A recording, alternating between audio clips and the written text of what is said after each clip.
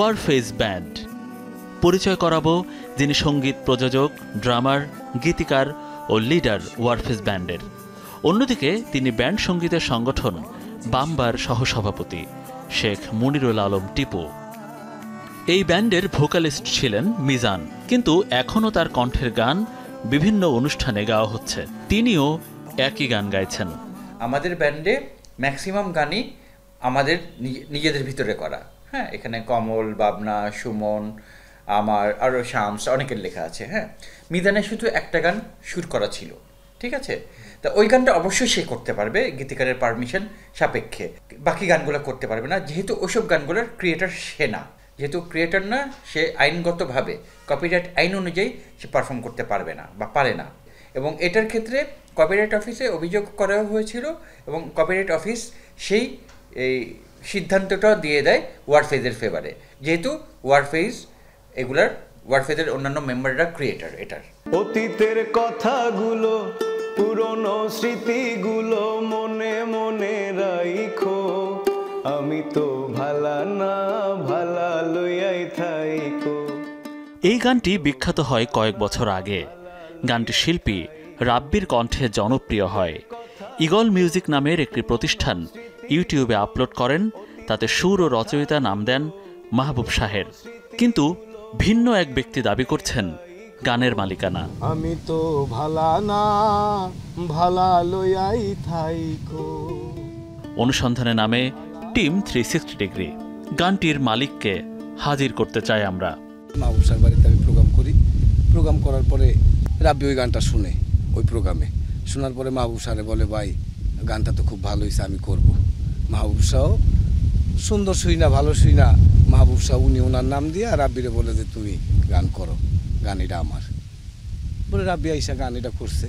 তখন 3 দিন পরে আমি রাব্বিরে খুঁজা বাইর করছি। বাইর করে বললাম যে রাব্বি তুমি এই গানটা যে করছো, এই গানটা আমার। কয় ভাই এটা তো এই সে আবি যাবি, মানে ওর কথা যেন কিরকম লাগতেছে। পরে বললাম তুমি কি গান নামাইবা কি নামাইবা না? কয় আমি গান নামাবো না, গান নামাইলে মাহবুব শাহ নামাইতে পারে।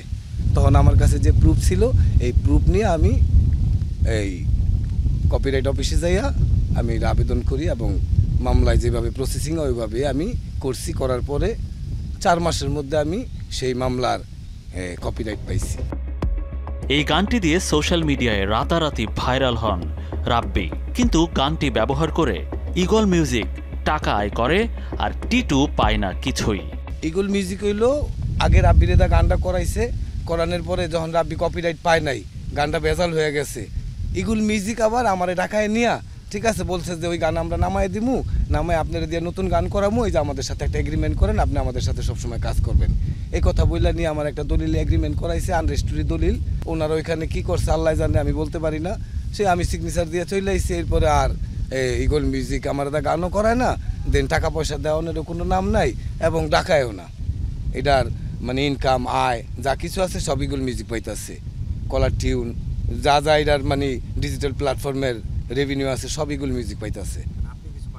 আমি কিছুই পাই না, দেন না ডাকায়ও না। আমাদের গন্তব্য ঈগল মিউজিকের দিকে। শুনতে চাই গানটির চিত্রায়ন এবং মালিকানার দ্বন্দ্ব নিয়ে। অফিসে সোশ্যাল মিডিয়ার স্বীকৃতি চোখে পড়ল। এখনকার গানের আয়ের অন্যতম মাধ্যম হলো এই সোশ্যাল মিডিয়া। কিন্তু ক্যামেরায় কথা বলতে চান না ঈগল মিউজিকের মালিক। টিটু পাগলের সাথে এগ্রিমেন্ট হয়েছে, টাকা হয়েছে, এটা কপিরাইট অফিসে মিটমাট করেছে, কপিরাইট অফিসে সব এগ্রিমেন্ট আছে। টিটু পাগল নিজেও তো গেছে, আমার ওইখানে তো আছে, ওর গাওয়া ইয়া তো আছে, ভিডিও তো আছে আমার কাছে। কিন্তু ওই পুরান ভিডিওটা তো আছে। হ্যাঁ হ্যাঁ, রাব্বির সাথে যে ওই যে মাহবুব শাহ, মাহবুব শাহ না, মাহবুব শাহটাও আছে। হ্যাঁ ওইটাও আছে। ওইটা তো কপিরাইট লঙ্ঘন হয় না? না, ওটা তো বলেছে, তখন তো আর ও দাবি করে নাই। আর টিটু পাগল নিজেও তো ওটা ওর দাবি না, আপন বাড়িতে আরও একজন আছে, এইখানে কোনো মালক। এটা আরও একজন আছে? হ্যাঁ, টিটু পাগল নিজেও তো রাইটার না, ও হইলো পাগলামি করে। সে বলতেছে তাকে নাকি বলে আপনারা লিখে নিচ্ছেন না বুঝাই। এইটা কোনো আইনের কথা।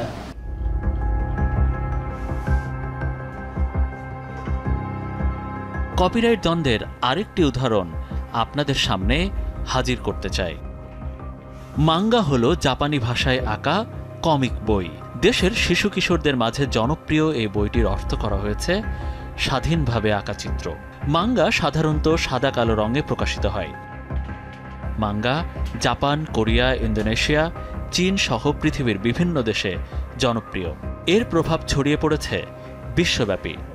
এটা থেকে অ্যানিমেশন তৈরি হয়, যা অ্যানিমেটেড সিরিজ বা চলচ্চিত্র। বাংলাদেশে এই কাজের শুরু করেন কারা? আমরা তাদেরকে খুঁজে বের করেছি, পরিচয় করাতে চাই তাদের সাথে। দুই বোন যাত্রা শুরু করে, একজনের নাম শান্তনা, অন্যজন শান্তমা। বাংলাদেশের শুরুটা যদি বলতে হয়, আমরা 2010 সাল থেকে মাঙ্গা স্টাইলটাতে আঁকা শুরু করলাম, মাঙ্গা আঁকা শুরু করলাম। মানে সম্ভবত 22-এর শেষের দিকে তারা খুব জোরালোভাবে প্রমোশন শুরু করে ফোরনেটশার নামে আর কি। ফোরনেটশা বাংলাদেশ লিমিটেড সোর্স ম্যাগাজিন নামে একটা ম্যাগাজিন আনছে, যেটা বাংলাদেশের প্রথম মাঙ্গা। তো আমি বললাম যে এটা কিভাবে সম্ভব, কারণ তারা তো জানে যে আমরা এক্সিস্ট করি এবং আমরা ছাড়া আরও আর্টিস্টও আছে বাংলাদেশে। মাঙ্গা প্রকাশ নিয়ে বিতর্কে জড়িয়েছে ফরনেটশা পাবলিকেশন।